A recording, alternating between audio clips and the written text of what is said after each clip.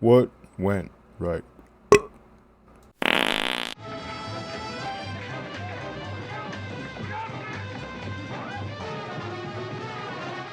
One thing I do really enjoy about ARC Raiders is movement mechanics, and you can just about get on top of or below anything you see in the map.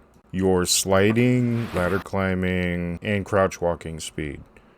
Now, there is a slight problem with this, is not everybody will be able to do all the movement the same speed, but I don't think it's that big of a boost. From the gameplay I had, I didn't notice a major difference. Plus, you can't even see the values that change in the skill tree, which is something I'll hope they'll change in the full release. But overall, I actually got a lot of satisfaction from just running around. It's actually very engaging and interactive, and it even keeps running from place to place. Very fun. Now on to...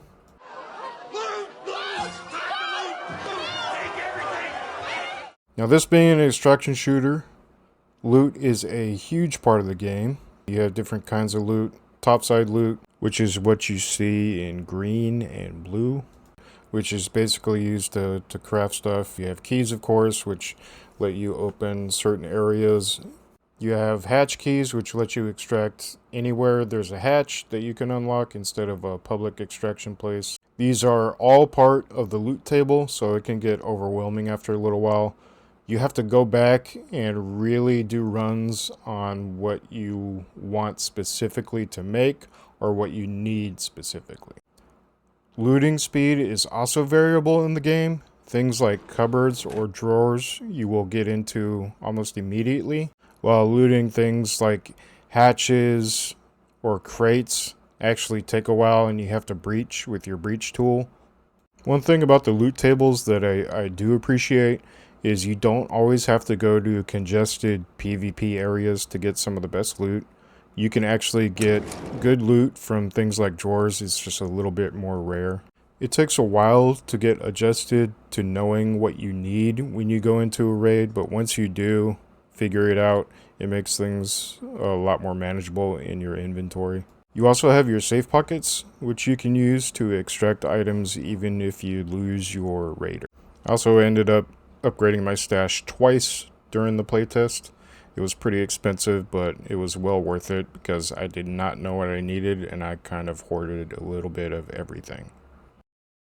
Now, the hub area is part, I would say, of the looting system. So whatever you loot, you can break down into certain parts, and those parts can be used at workbenches in the hub between raids that you can use to craft things like guns, ammo, bandages. All the benches can be upgraded as well from materials you find. So all the quality of life stuff is here. Basically all the progression, all the little minutia, everything you need, even merchants, you can buy things from them if you have money and don't have enough crafting materials. So everything you could want can be done through the hub area. All the quality of life stuff is in the game, which I think is really good and why it's gotten such a good reputation so far with just the playtest. Next. ARC Raiders is a PvP VE game, so there's AI and there's also other players. There's a lot of different AI in the game that all have different strengths and weaknesses. Some of them are much more dangerous than the others.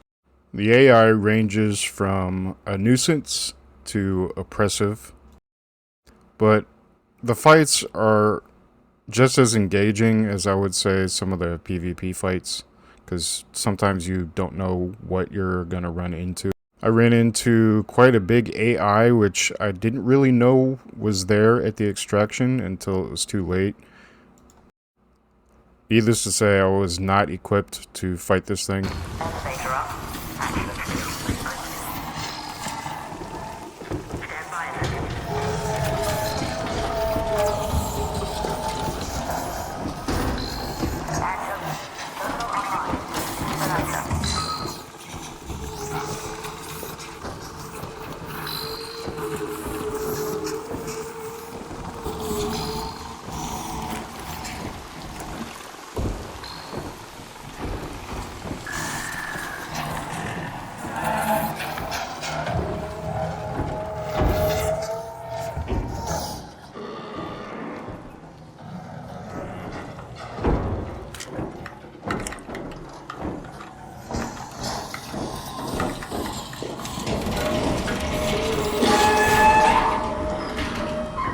maps are very dynamic with the mix of the AI and the players, which overall makes the loop very engaging.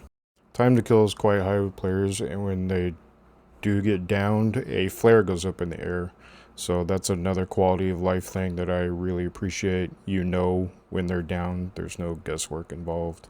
Now, I'm not too sure about players, but certain weapon types do more damage against AI.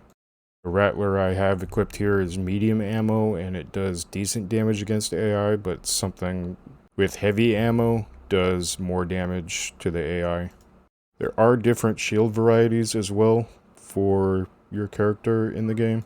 And the heavier your shield, it affects more movement, so there's a give and take there. I ran with the light shield the whole time I was in the playtest. I'm not going to go through every single gun type or what they do, but the gist of it is light, medium, heavy ammo. Different pistols come in those varieties. Assault rifles come in those varieties. There's some sniper rifles. I think the balance is well adjusted. You can go into a raid with basic weapons and still manage pretty well. Weapons also have different sound varieties, so you can tell which one is which just by the way they're being fired. Even in the playtest, the directional sound, in my opinion, is right where it should be. The footsteps may be a tad loud, but I think that could be tuned a bit for the full release. But other than that, the soundscape is very good for this game. From the wind to the water sounds to the AI sounds you can hear in the distance. It's all very distinct, so you can know what you're running into. Everything just feels right. This is where we get to my overall thoughts on the playtest and what's to come. Overall, the game does what it should, and that is a very fun, constant gameplay loop. I felt myself wanting to immediately jump back into a raid even if I failed, which goes a long way. The hub area progression, the looting mechanics, the gunplay, they all work together with good quality of life in the game. It all works together to just make a really good loop that you want to jump back into. So I look forward to the future of this game when it comes out, and I think I will be playing it quite a bit on full release. Thank you for taking the time to explore this with me, and I look forward to some more. Thanks.